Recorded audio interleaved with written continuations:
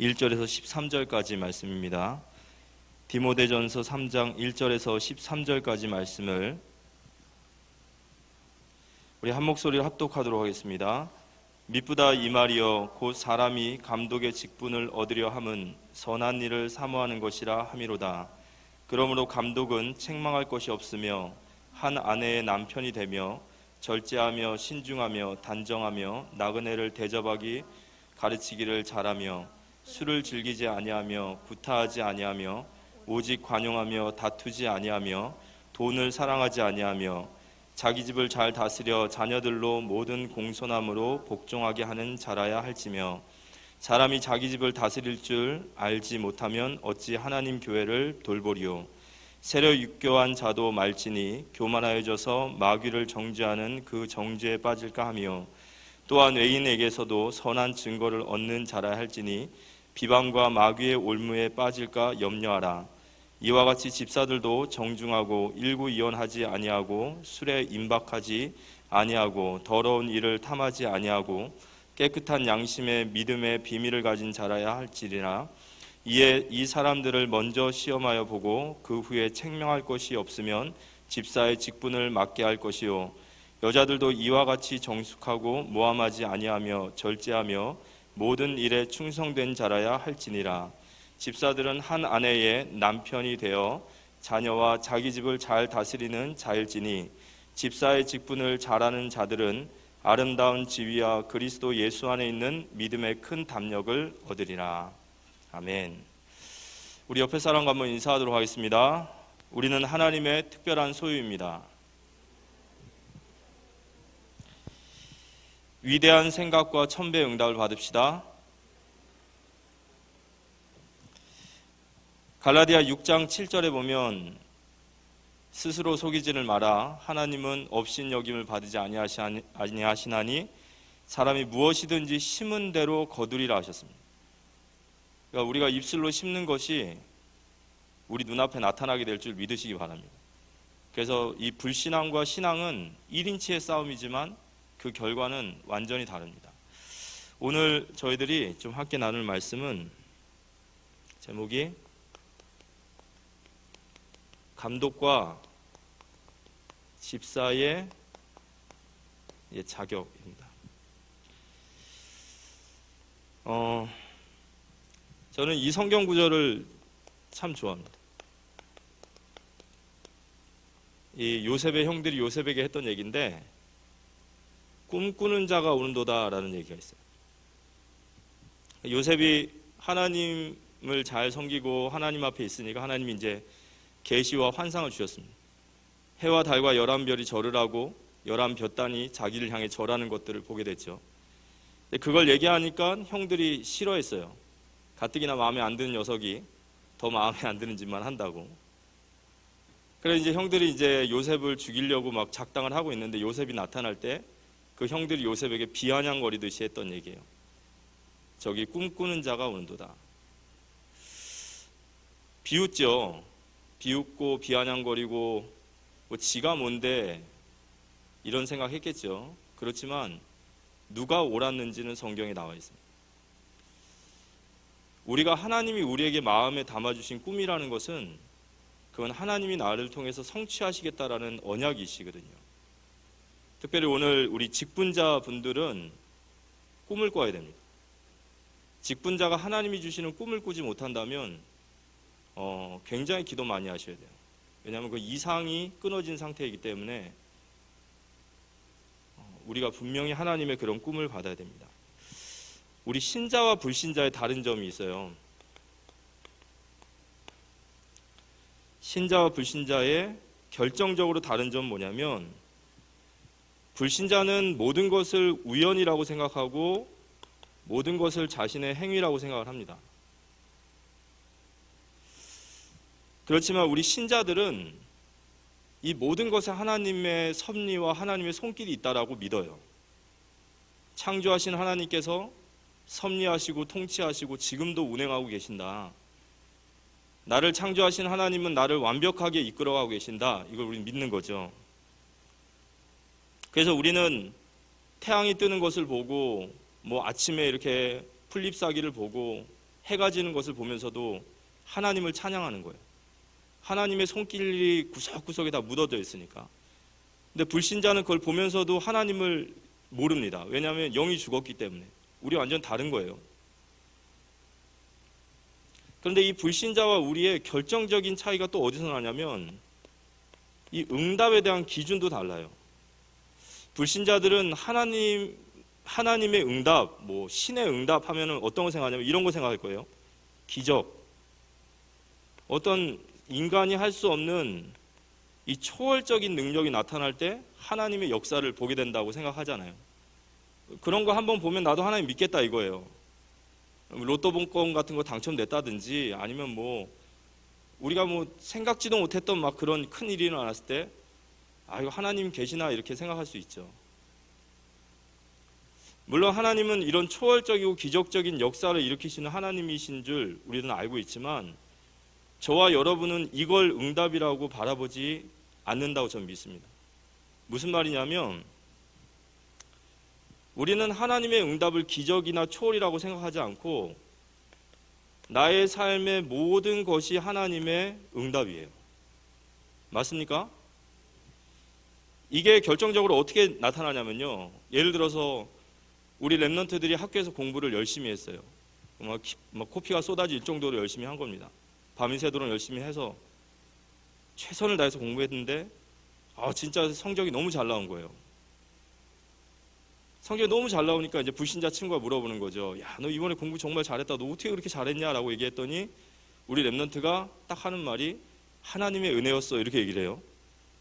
그러니까 이제 불신자는 뭐라 그러죠? 야, 그게 왜 하나님의 은혜야? 그건 네가 열심히 한 거야. 그건 네가 밤새고 네가 잠 안 자고 네가 최선을 다해서 공부했으니까 그런 결과가 나왔지. 그게 왜 하나님의 탓이야? 라고 말해요. 이게 말이 안 통하죠. 근데 우리는 뭘 알고 있냐? 이게 응답이라는 게 뭔지를 아는 거예요. 응답은 다른 게 아니에요. 내게 그걸 할 수 있는 기회를 주신 분이 하나님이에요. 그걸 할 수 있는 상황을 주시고 지혜를 주시고 능력을 주시고 건강을 주시고 그 일을 끝까지 갈 수 있도록 모든 여건과 배경과 환경을 마련하신 분이 하나님이신 줄 믿으시기 바랍니다. 그게 하나님의 은혜죠. 그 불신자들이 모른단 말이에요. 불신자들은 맨날 생각하는 기적 초월 이거죠. 근데 우리는 안 그러잖아요. 하나님 우리에게 기회를 주셨으니까 내가 그 자리에 서 있을 수 있는 거고 하나님 내게 능력 주셨으니까 그 일을 할 수 있는 겁니다. 지혜를 주셨으니까 그 일을 할 수 있는 거예요. 제가 오늘 저희 둘째 딸한테 공부하러 갈 때 그랬어요. 네가 하나님 앞 네가 공부 좀 하고 네가 점수 좀 나오고 하면 너 그거 네가 하는 줄 알고 있지. 너 그거 하나님의 은혜야. 하나님 너에게 기회를 주시고 지혜를 주시고 능력을 주셨으니까 할 수 있는 거야. 착각하지 마라. 더 기도 많이 하고 더 은혜를 간구해라. 하나님 너에게 주신 거야. 맞습니까? 우리의 삶은 하나님의 응답으로 살고 있는 거예요.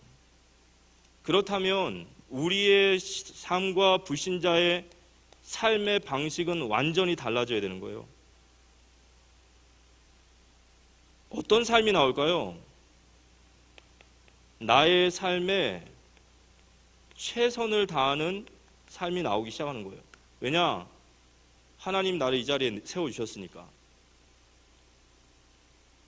지금 당장 나에게 눈에 뭐가 보이지 않아도 하나님이 세워주셨으면 하나님은 이 일에 은혜 주실 거예요.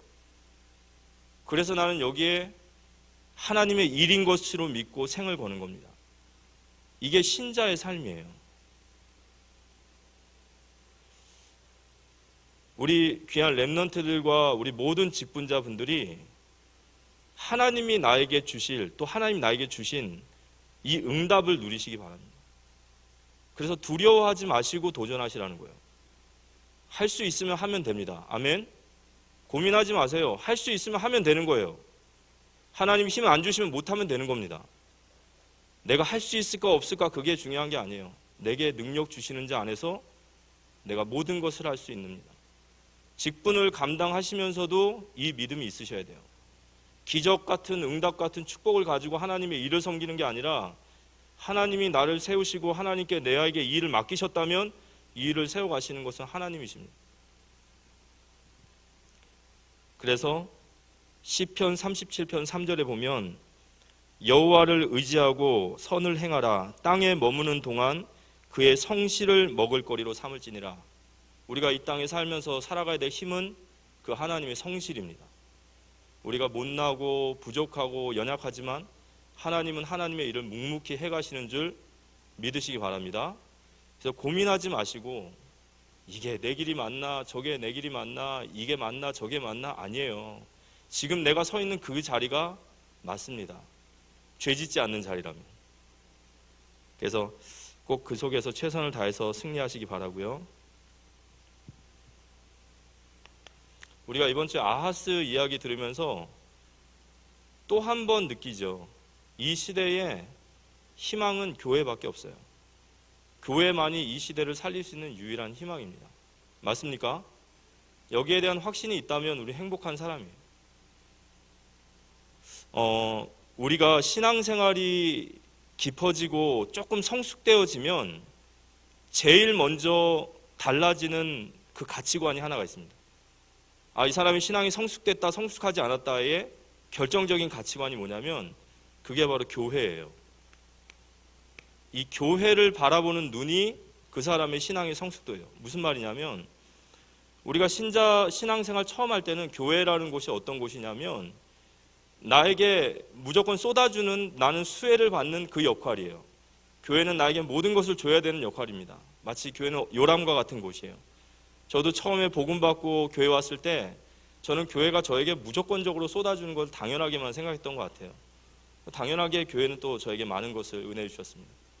그런데 신앙이 성숙해질수록 교회가 나에게 쏟아주는 수혜자가 아니라 바뀌어요.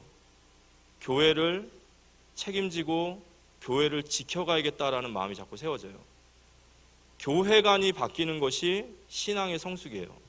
그러니까 내게 교회관이 어떻게 박혀 있느냐가 굉장히 중요한 나의 신앙의 척도입니다. 왜냐하면 여러분 교회가 왜 하나님의 영광일까요?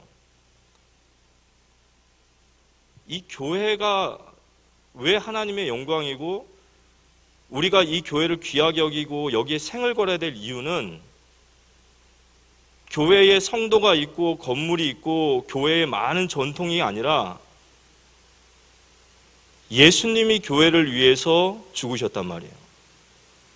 이게 교회의 최고의 영광이에요. 교회가 왜 가치가 있죠? 예수님이 교회를 위해 죽으셨습니다. 아멘. 그래서 우리는 교회에 생을 거는 거예요.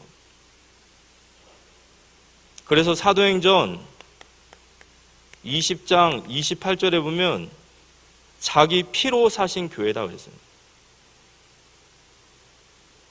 교회가 바로 여러분 한 사람 한 사람들이시고 우리의 모임이 교회입니다. 피값으로 사셨어요. 예수님이 교회를 위해 죽으셨기 때문에 교회는 최고의 영광이고 가치입니다. 교회는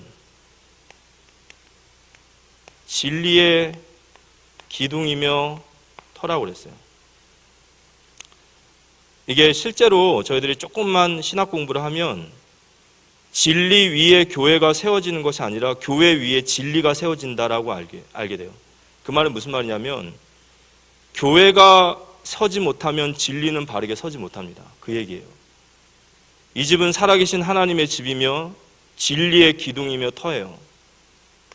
디모데전서 3장 15절. 여러분 진리가 무너지면요 세상은 이 어둠이 흑암이 판을 칩니다. 교회가 바르게 세워지면은 시대의 어둠을 다 꺾습니다. 맞습니까? 교회가 제대로 세워지면 시대를 살릴 수 있는 거예요. 교회가 무너지면 마치 뚝이 무너진 것 같아요. 뚝이 무너지면요 세상에 온갖 죄악된 범죄가요 세상으로 다 범람해서 넘어오는 거예요. 교회가 무너지는 시대마다 재앙이 많아요. 진리의 기둥과 터입니다. 교회만 제대로 서 있다면 우리 가정도 우리 후대도 모두 다 세워지는 거예요. 여러분 교회가 없는 세상을 생각해 보세요. 교회가 무너진 세상을 생각해 보십시오. 거기엔 우리 가정도 없는 거예요. 저 개인도 없는 겁니다.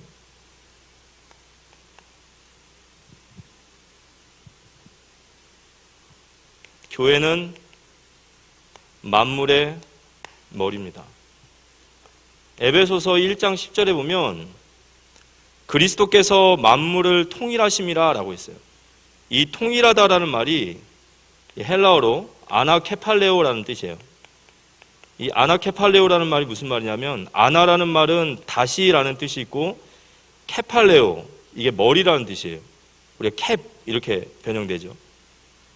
다시 머리가 나다. 그래서 다시 머리가 나타나다라는 뜻이거든요. 이게 무슨 말이냐면, 그리스도께서 오시기 전에 모든 만물은 머리 없는 존재였단 말이에요. 머리 없는 몸뚱이니까 이게 의미가 없는 거예요. 만물이 존재하긴 하는데 의미가 없어요. 여러분, 진화론 사상 조금 공부해보면요, 그건 진짜 허무주의 그 자체고 회의주의 그 자체고 아무 이유가 없어요.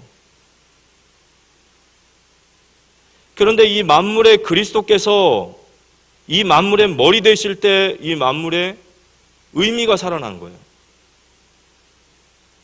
그분이 우리 인생의 머리 대신 그분이 내 인생의 주인으로 오실 때 내 인생이 살아난 거예요. 내 가정이 살아난 겁니다. 내 모든 가문이 살아난 거예요. 그런데요, 골로새서 1장 15절 18절에 보면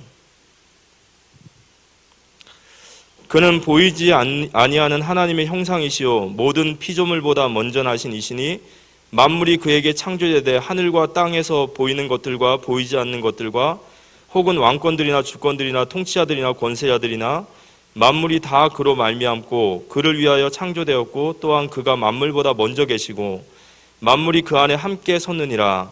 그의 몸인 교회의 머리시라. 그가 근본이시요 죽은 자들 가운데 먼저 나신 이시니 이는 친히 만물의 으뜸이 되려 하시며. 머리 대신 예수 그리스도, 그의 몸된 교회, 이 말은 교회가 존재함으로 세상에 의미가 있는 거예요. 왜냐? 교회의 머리는 예수 그리스도시기 때문에. 그래서 우리가 이 교회라는 부분들이, 교회가 얼마나 참 깊고, 우리가 신앙생활이 바르게 세워진다는 것은 교회관이 바르게 세워지고 교회론이 정리가 되는 겁니다. 오늘 이제 감독과 집사의 자격에 대한 말씀을 좀 나눌 텐데요.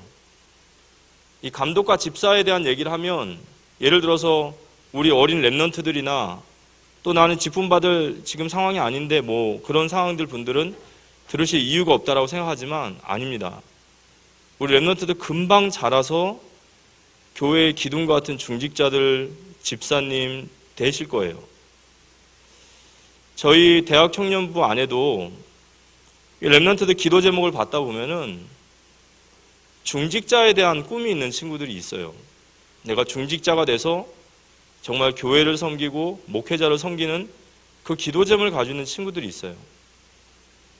그래서 우리가 먼 다른 사람들의 이야기가 아니라 오늘 우리의 이야기고, 또 우리 현재 내가 직분을 맡고 계신 분들은 또 우리 성경 안에서 말하는 집사의 자격과 감독의 자격에 대해서 확인을 하고, 또 우리 특별히 예비 중직자분들은 이런 중요한 기준을 가지고 내가 계속해서 그 자격에 앞으로 나아갈 수 있는 그런 시간이 됐으면 좋겠습니다.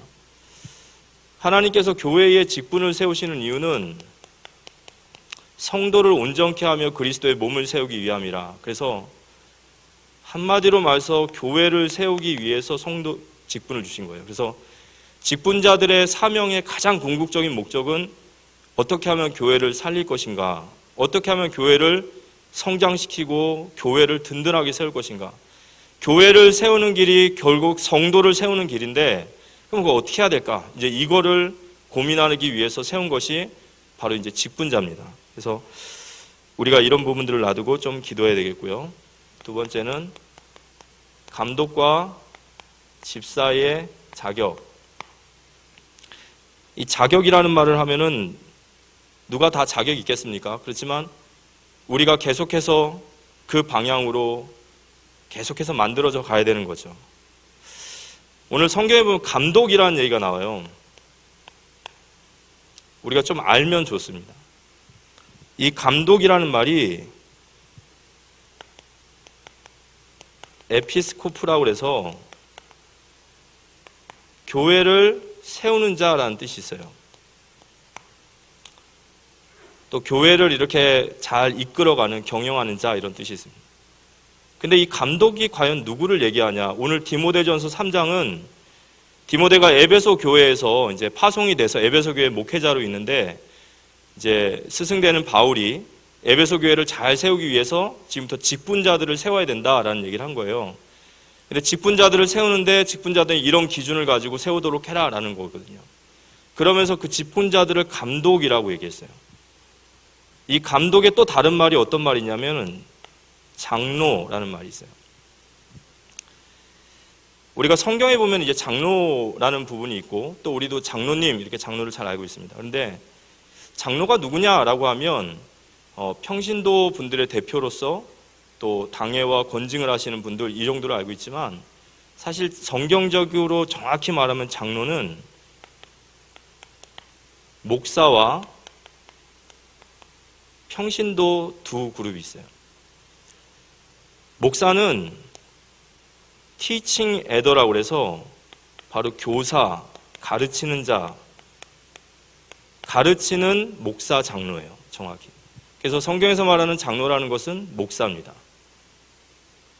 그리고 또 하나의 장로가 누구냐면 평신도 장로예요. 이 평신도 장로는 룰링 에더라고 그래가지고 권징, 치리하는 장로예요. 무슨 말이냐면 목사와 함께 교회의 평신도들을 잘 섬기고 다스리고 그리고 권징하고 치리하는 장로. 그래서 성경에서 말하는 장로는 목사와 지금 우리가 말하고 있는 장로, 이 둘 다 장로예요. 대한예수교 장로회는 장로회니까 장로님들이 권한이다라는 말은 무식한 소리인 거예요. 장로는 목사와 치리 장로로 나눈다. 지금 임직을 준비하시는 분들은 치리 장로님이세요. 평신도의 대표시고 당회를 통해서 교회를 권징하시고, 목사 장로는 교사로서 말씀을 가르치는 자를 말해요. 그렇기 때문에 오늘 디모데전서 3장의 말씀이 우리 직분자들이 받아야 될 말씀이라는 거예요. 이게 디모데와 같은 목회자를 받는 말씀이 아니라는 거죠. 자, 그래서 내용이 좀 길어서 빨리빨리 하겠습니다. 목사와 장로의 직분을 받을 자격에 대해서 사도 바울이 얘기를 해요. 얘기를 하면서 제일 첫 번째 한 얘기가 어떤 얘기냐면, 디모데전서 3장 1절에 보면 미쁘다 이 말이여 곧 사람이 감독의 직분을 얻으려 함은 선한 일을 사모하는 것임이라 하로다. 이 무슨 말이냐면, 내가 교회의 감독과 직사로서 이 직분을 사모하는 자, 이 직분을 준비하고 사모하는 자가 바로 선한 일을 사모하는 자예요.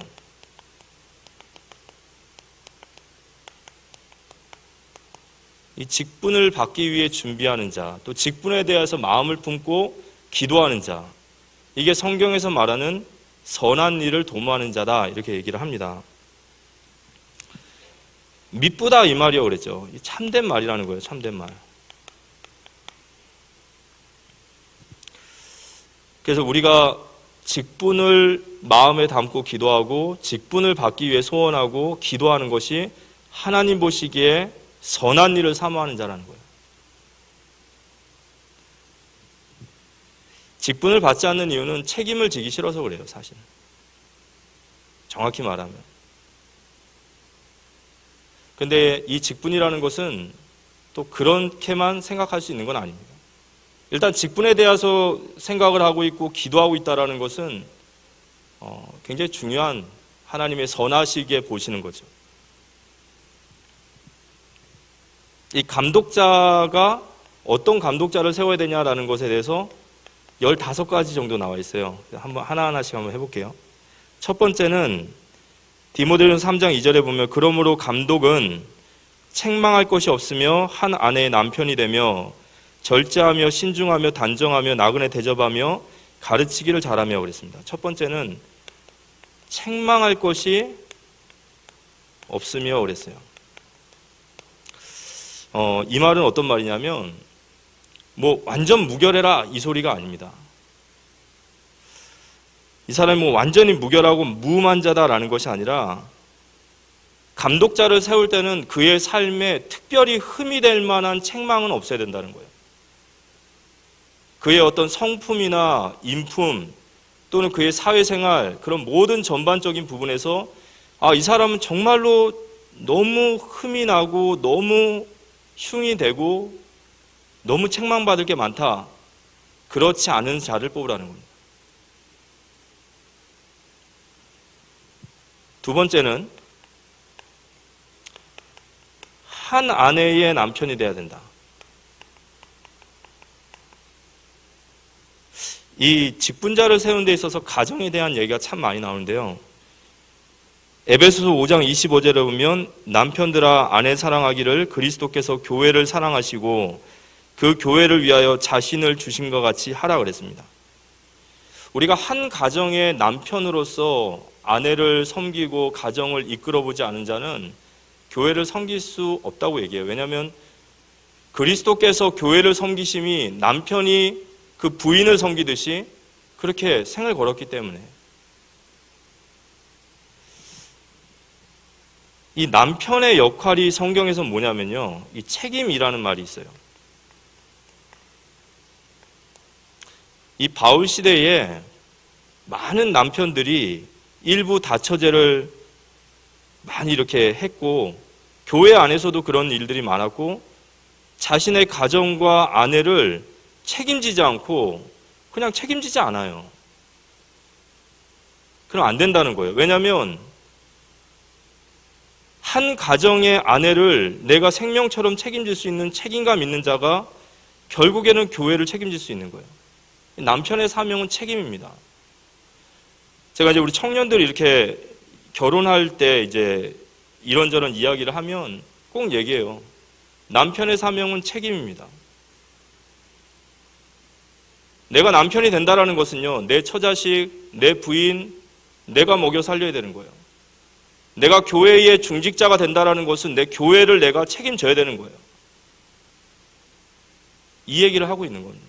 감독자가 되려면 가정을 책임질 수 있는 자, 곧 교회를 책임질 수 있는 자를 세우라는 거예요. 끝까지 책임져야 됩니다. 세상에서 책임감 없는 사람이 제일 보기가 그래요. 그죠? 무책임한 사람.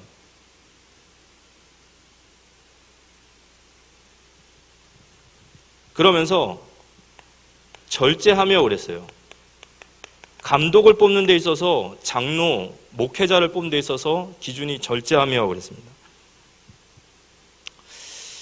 이 바울이 장로 그리고 감독관을 세우는 데 있어서 막 영적인 이야기, 경건한 이야기를 안 해요. 그의 인품을 얘기하고 삶을 얘기하고 그의 어떤 삶의 그런 근본을 자꾸 얘기합니다. 왜 그러냐? 신앙은 분리되는 게 아닙니다. 저희들이 이 이야기를 조금 계속 듣다 보면요, 이해가 되실 거예요. 교회에선 천사 같은데 세상에서 그러지 못한다? 그건 진짜 거짓된 삶이에요.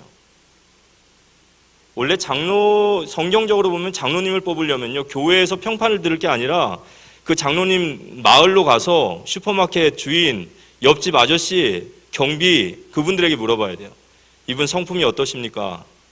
이분이 인품이 어떠십니까? 이분 사람의 됨됨이가 어떻습니까? 그게 그분의 신앙이라는 거예요.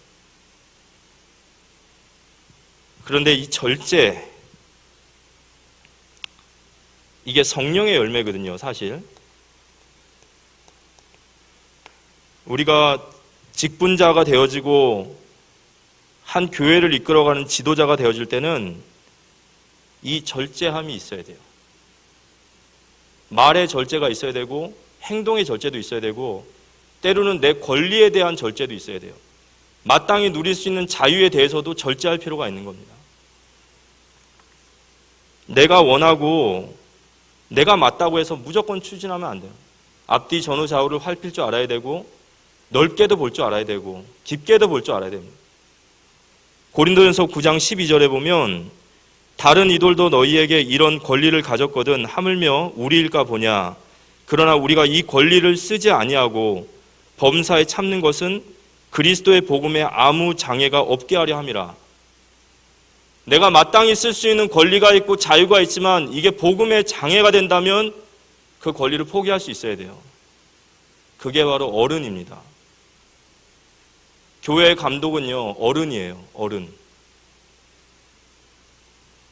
고린도전서 9장 19절에 보면 내가 모든 사람에게 자유로우나 스스로 모든 사람에게 종이 된 것은 더 많은 사람을 얻고자 함이라.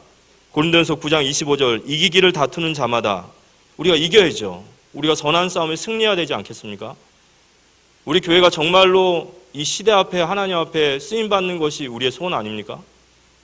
이기기를 다투는 자마다 모든 일에 절제하나니 그들은 썩을 승리자의 관을 얻고자 하되 우리는 썩지 아니할 것을 얻고자 하노라. 그래서 우린 깊은 기도가 필요해요. 말하기 전에 기도해야 됩니다. 행동하기 전에 기도해야 돼요. 하나님, 이게 행여나 복음의 장애가 되고 행여나 이게 교회의 어떤 누가 되고 행여나 우리 성도들이 이것 때문에 그럴까? 이게 어른이에요. 어린아이는 시야가 좁아요. 한 가지만 봅니다. 애들이 공 가지고 놀다가 공이 길바닥으로 굴러가면 애들은 사고를 많이 당합니다. 왜 그러냐? 공만 쳐다보고 가는 거예요. 근데 어른은 공이 넘어가도 좌우를 살피죠. 이 성령의 9가지 열매, 이 절제가 필요합니다. 함께 가고 배려하고 이런 것들이 굉장히 중요한 성령의 응답이죠. 그러면서 네 번째, 신중하며 그랬어요. 이거 다 내용이 있습니다. 이 신중하며 그래야 돼요. 이 말과 행실에 있어서 실수하지 않도록 최대한 신중하고 또 신중할 필요가 있습니다. 그냥 덤벙덤벙 말해놓고 덤벙덤벙 행동해놓고 그러면요, 그 영적인 권위가 무너져요. 공의는 권위가 무너지면 그건 개인의 문제가 아닙니다. 그래서 참 영광스러운 자리고 귀한 직분이지만 우리가 참 두렵고 떨리는 마음으로 감당해야 될 자리가 바로 하나님의 직분의 자리입니다. 신중하며 그랬습니다. 너무 성격이 급하고 또 신중하지 못하고 함부로 말하고 함부로 행동하지 말고요. 우리가 기도하면서 한 발 한 발 신중하게 나아갈 수 있었으면 좋겠습니다. 그러면서 다섯 번째, 단정하며 그랬어요.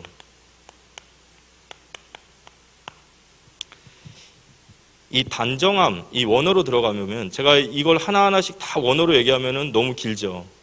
그래서 표면적인 이야기만으로 충분하니까 말씀을 드리지만 이 단정함이라는 말이 옷을 단정히 입다라는 그런 의미가 아니라 그의 삶이 존경을 받을 만 해야 된다는 거예요. 이게 단정함입니다. 근데 이 존경이라는 게 어떤 말이냐면 겉으로 치러지는 존경이 아니라 깊은 존경을 받는 사람이 되라는 거예요. 정말 깊은 존경을 받을 수 있는 사람.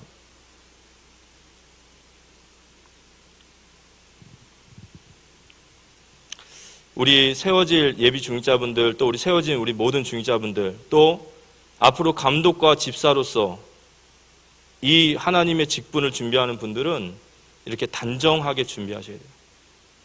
교회의 많은 성도들과 많은 형제들이 그 장로님을 보면서 마음에 깊은 존경심이 늘어나야 돼요. 왜냐? 지도자니까. 교회를 이끌어 가셔야 되니까. 그러면서 여섯 번째, 나그네 대접하기를 잘해야 돼요. 타인에게 대한 관심이 깊어지셔야 됩니다. 나 자신만을 생각하고 이기적으로 내 생각만 하는 그런 행동보다는 타인에 대한 관심. 근데 이게 굉장히 중요한 성경에서 말하는 제자도예요.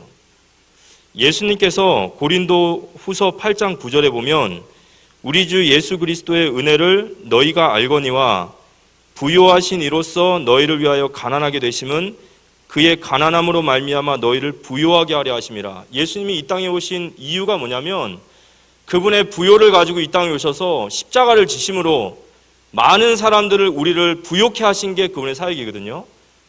그런데 이 귀한 사역을 사도 바울이 그대로 따라가요.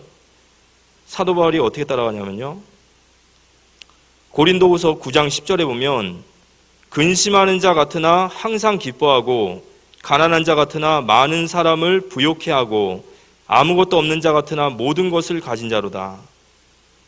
가난한 것 같으나 많은 사람을 부요케 하는 자가 되시기 바랍니다. 아멘. 우리 중직자분들이, 앞으로 우리 세워질 직분자분들이요, 많은 사람을 부요케 하시는 축복을 받으시기 바랍니다. 그게 예수님의 제자도예요. 교회를 넘어서 이방의 현장까지도 많은 사람들이 부요케 되어지는.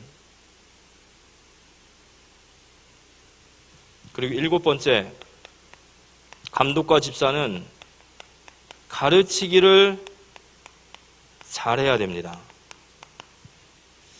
이 목사와 장로는 말씀에, 정확한 말씀에 눈이 열려 있어야 돼요. 바르게 말씀을 이해하고 최대한 선명하게 성도들에게 가르칠 수 있어야 됩니다. 물론 이거는 목회자들의 전유적인 이야기 같지만 그렇지 않습니다.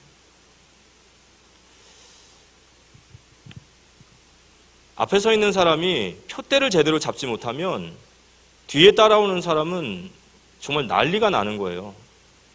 우리가 성경적이지 못하면 큰일 납니다. 내 생각에는 세상적인 합리, 경험, 기준, 이거 안 되거든요. 그래서 우리는, 감독과 집사가 되는 자들은 잘 가르쳐야 됩니다. 특별히 목회자들은, 말씀을 받은 자들은 여기에 대한 사명이 있어야 돼요. 목사라는 직분은 물론 장로로서 교회의 경영과 행정을 하기도 하지만 가장 중요한 주요 직분은 목양입니다. 성도들에게 꼴을 먹이고 말씀을 먹여야 돼요. 다 잘할 수는 없습니다. 만능이 될 수는 없어요. 그런데 진짜 성도님들이 목사님에게 무엇인가 크레임을 걸어야 될 것은 딱 하나 있다면 그거는 말씀이에요. 목회자는 말씀을 맡은 자이기 때문에 말씀을, 사명을 감당해야 됩니다. 물론 우리 장로님들도 올바른 말씀 앞에 서셔야 됩니다. 8번째, 이 술을 즐기지 않는 자 그랬어요.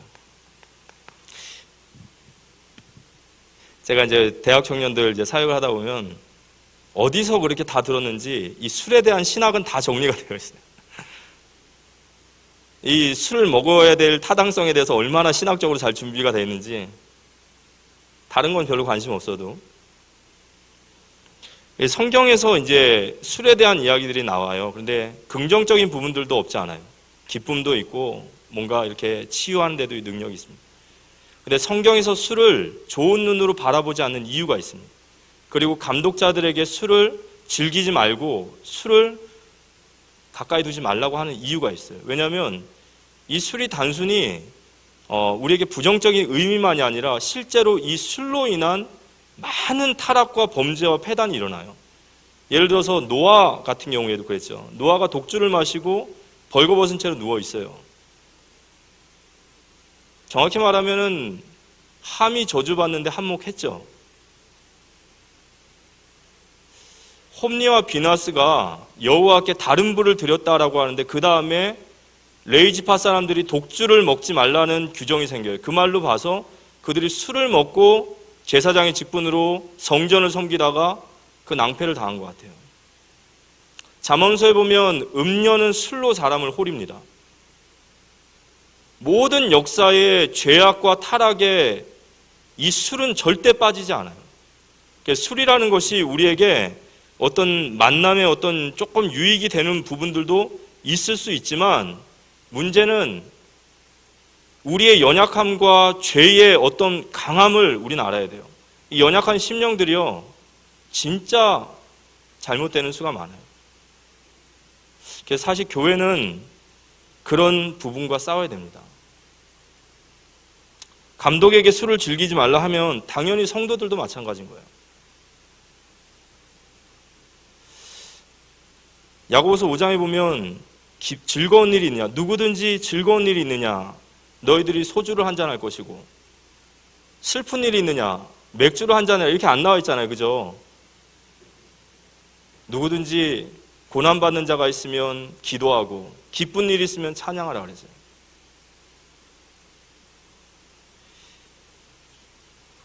술에 대해서 술을 너무 가까이 하지 마시고, 또 술은 우리 교회의 문화로 절대로 들어오면 안 돼요. 절대 들어오면 안 됩니다.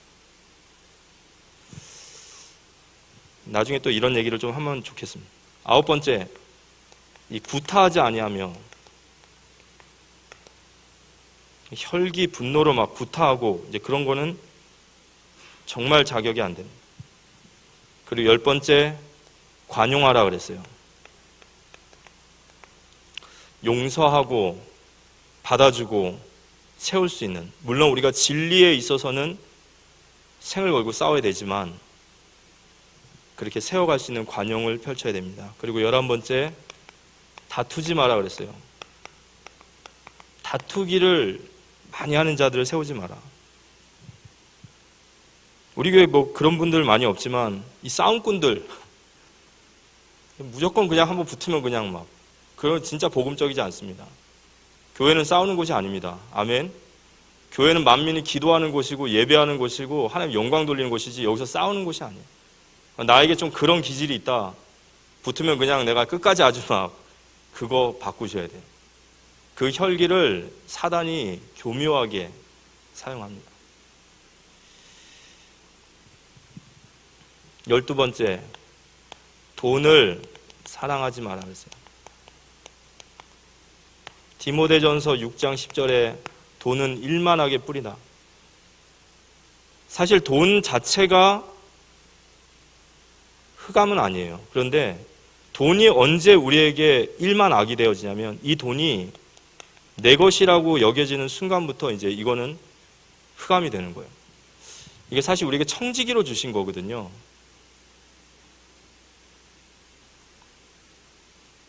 우리가 하나님의 일을, 하나님께 은혜를 받고 하나님께 충성되고 믿음으로 나아가면 하나님이 나의 인생에 채워주실 줄 믿으시기 바랍니다. 돈의 눈이 열리면 안 돼요. 돈의 눈이 열리고 돈에 의지하기 시작하면 영성이 없어집니다. 그래서 돈에 대해서도 얘기하셨고요. 그리고 거의 다 왔습니다. 13번째, 가정을 잘 다스리고 자녀를 잘 훈육하라. 특별히 자녀 훈육에 대한 부분이 나와요. 하나님 앞에 순종하고 공손함으로 나아갈 수 있는 자녀들을 세우라. 우리가 자녀에게 해야 될 최고의 교육은 사실 삶의 모범이에요. 이게 우리에게 갖춰져야 됩니다. 삶의 모범으로 우리의 자녀들을 세우시기 바랍니다. 그리고 14번째, 신앙의 연조가 짧은 자를 세우지 마라. 왜냐? 그들이 교만에 빠질 수 있다는 거죠. 신앙의 연수가 너무 짧으면, 또 너무 중요한 직분들을 맡다 보면 교만함에 빠질 수 있어요. 이 교만은 정말로 우리가 많이 경계해야 됩니다. 특별히 우리가 직분을 받고 나면 많이 달라져요. 많이 달라집니다. 잠언서 6장 16절에 19절에 보면, 여호와께서 미워하시는 것 곧 그의 마음에 싫어하는 것이 예닐곱 가지니 곧 교만한 눈과 거짓된 혀와 무죄한 자의 피를 흘리는 손과 악한 계교를 꾀하는 마음과 빨리 악으로 달려가는 발과 거짓을 말하는 망령된 증인과 및 형제 사이를 이간하는 자니라. 하나님 미워하시는 것 중에 교만한 눈이 있다. 우리 죽는 날까지 하나님 앞에 겸손한 종으로 쓰임 받기를 기도합니다. 겸손하게 하나님 앞에 쓰임 받으면 되죠. 그리고 15번째, 감독과 집사의 자격은 외인에게 칭찬받는 자여야 된다. 외인은 믿지 않는 자입니다. 제가 아까도 말씀드렸지만 교회 안에서의 모습과 교회 밖에서의 모습이 다르면 안 된다는 거예요. 그건 거짓된 거예요. 우리에게 그런 모습들을 계속해서 바꿔가시고 변화시켜 가셔야 됩니다. 이방인들에게 우리가 어떤 모습으로 보여지고 그들이 우리를 어떻게 보느냐가 중요하다. 그래, 왜 그러냐? 이 마귀의 유혹과 마귀의 시험에 걸릴 수 있다는 거예요. 마귀가 비방할 거리를 만들지 말라는 거예요. 우리 지역에 있는 우리의 이웃들, 주변에 있는 분들과의 관계들, 어떤 꼭 이유만이 아니라 우리가 하나님의 자녀고 교회, 사랑의 교회라는 우리에게 중요한 교회의 소속이 있다면 우리가 그들에게 욕먹으면 안 돼요. 내 주변에도 마찬가지고. 그래서 이 15가지 정도의 사항에 자격을 갖춘 자를 감독과 집사의 자격을 주고 세워라, 그런 얘기를 했고요. 이 집사의 자격도 좀 나와요. 제가 이것도 한번 말씀드리면, 디모데전서 3장 8절에 이와 같이 집사들도 정중하라. 이 정중하란 말은 존경받으라는 거예요. 존경받으라. 집사님들 존경받으라. 그리고 일고 이언하는 사람이 되어서는 안 된다. 이 말이 진실해야 돼요. 이 진실하다는 것은 굉장히 중요합니다. 이 하나님이 진실함에 역사하셔요. 그리고 술에 임박하지 않는 자, 술을 너무 즐겨하고 술에 중독이 되고 술을 의지하고 그러면 안 됩니다. 그리고 더러운 일을 탐하지 않는 자, 이거는 돈 벌 때 수단과 방법을 가리지 않고 하는 게 안 된다라는 거예요. 우리가 세상에서 돈을 벌고 세상에서 경제적인 활동을 해야 되지만 우리는 밖에서도 그리스도인답게 살아야 됩니다. 깨끗한 양심과 믿음의 비밀을 가진 자, 그리고 자기의 집을 잘 다스리는 자.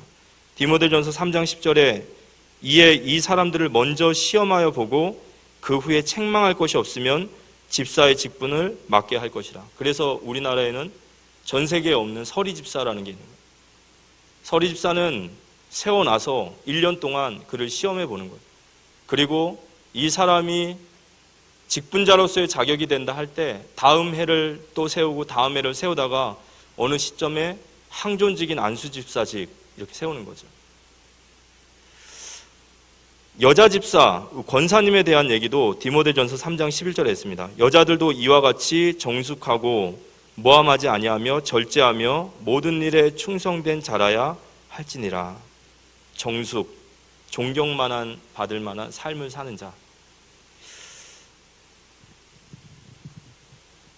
바울이 단지 우리의 어떤 경건한 생활이나 교회 안에서 우리의 사역이나 사실 이것보다 더 중요하게 본 것은 그 사람의 인품과 인격과 깊은 신앙이에요. 이걸 본 거예요. 우리 국회의원들이나 지도자들 사역 잘하고 일 잘하는데 다른 쪽에서 일이 자꾸 터지죠. 이번에도 보니까 카이스트 어떤 교수가 뭐 성추행하다가 또 걸려가지고 카이스트에 잘리고, 사단이 튼타는 통로거든요. 그래서 우리가 정말로 이런 부분들은 하나님 앞에 잘 준비하시고 기도하시고 늘 가슴에 담고 있어야 됩니다. 직분을 잘 감당할 때 받는 복이 있어요. 마지막으로 말씀 나누면, 마지막으로 디모데 전서 3장 13절에 보면 집사의 직분을 잘 하는 자들은 아름다운 지위와 그리스도 예수 안에 있는 믿음의 큰 담력을 얻느니라 이랬습니다. 우리에게 주신 직분을 잘 감당하면 하나님 우리에게 아름다운 지위와 그리고 그리스도 안에 있는 큰 믿음의 담력을 주신다는 거예요. 이게 무슨 말이냐면요, 실제 칼빈은 이 땅에서의 직분을 잘 감당한 자에게 하나님의 나라에서 아름다운 지위를 준다라고 말했어요. 그리고 또 하나의 지위가 뭐냐면 우리가 하나님이 주신 직분과 하나님이 주신 사명을 잘 감당하면요, 교회와 성도들에게 존경받게 되어져요. 이걸 아름다운 지위라고 합니다. 우리가 우리에게 주신 직분을 하나님의 성경적 원리 안에서 정말 하나님께 귀하게 내 직분을 잘 감당을 하지 않습니까? 그럼 교회와 사랑하는 성도들이 그 직분자를 존경하게 돼 있어요. 아름다운 지위를 주시리라. 담대한 믿음이라는 것은 어떤 거냐면요, 이런 의미가 있어요. 우리가 충성된 자에게는 하나님 용기를 주세요. 내가 하나님 나라에 충성된 자라면 하나님 나에게 주신 담대함과 용기를 얻게 됩니다. 빌립보서 1장 20절에서 21절에 보면 하나님의 충성된 바울은 하나님 주시는 용기 안에서, 감옥 안에서도 이런 얘기를 담대하게 하는 거예요.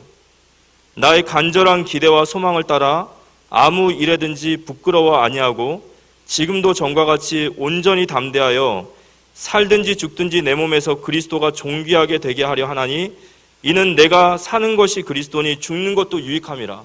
이 말을 담대하게 할 수 있는 겁니다.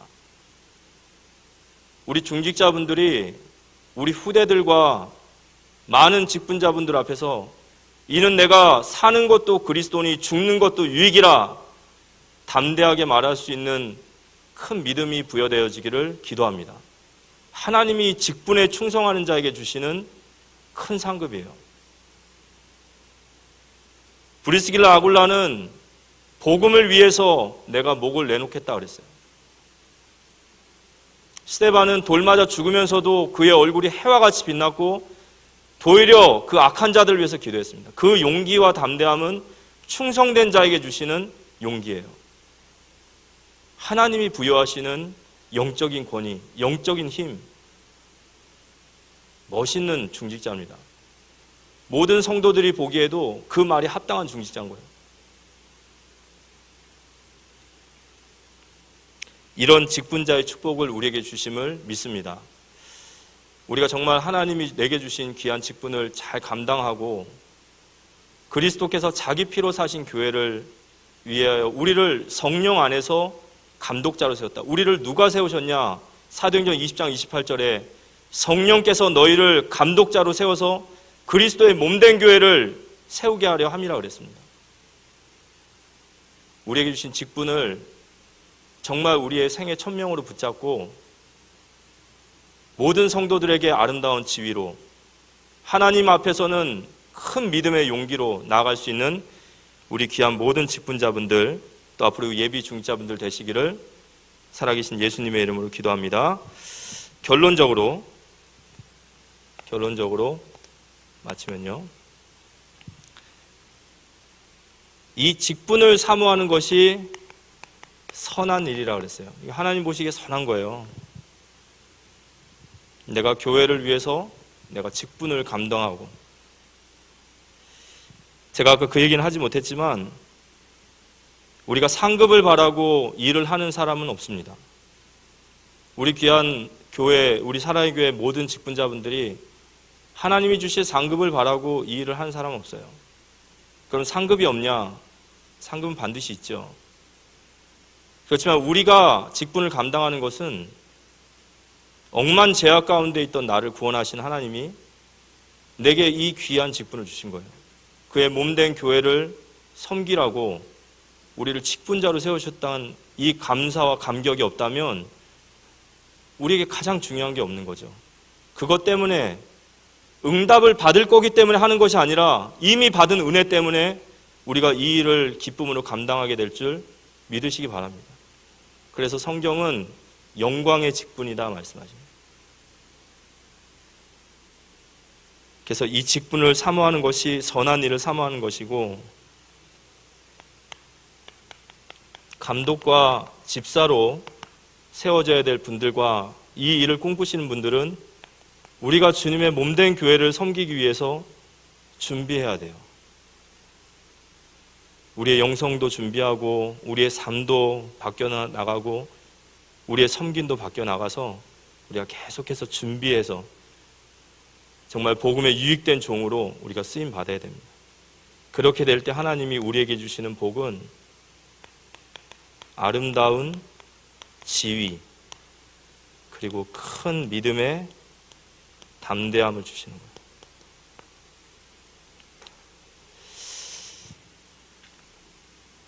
우리 직분을 마음에 두고 기도하시는 우리 모든 성도님들과 우리 모든 대학 청년 랩런트들, 그리고 모든 랩런트들은 정말 잘 준비되셔서 우리 교회를 세우는 든든한 기둥들로 세워주시기 바라고요. 또 이제 우리 30주년에 세워져야 될 우리 예비 중자분들은 남은 기간 동안 정말로 하나님 앞에서 내가 준비되어져서 우리 교회를 세우고 살리는 중요한 역할을 감당할 수 있도록 그 다짐과 결단이 되어졌으면 좋겠습니다.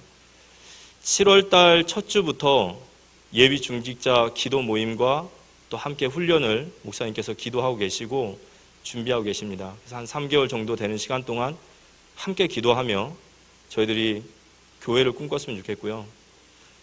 예수님이 이 땅에서 두 가지 꿈을 꾸셨습니다. 예수님의 첫 번째 꿈은 십자가였어요. 그분은 처음부터 끝까지 십자가만을 바라보고 가셨습니다. 그리고 그분의 두 번째 꿈은 바로 교회예요. 이 땅의 교회가 그분의 꿈이었습니다. 우리 직분자들 가슴 속에 교회가 꿈으로 있다면 그 꿈은 반드시 이루어집니다. 그런 응답과 축복에 최고의 응답받는 우리 모든 직분자분들, 또 우리 예비 중직자분들 되시기를 살아계신 예수님의 이름으로 기도합니다.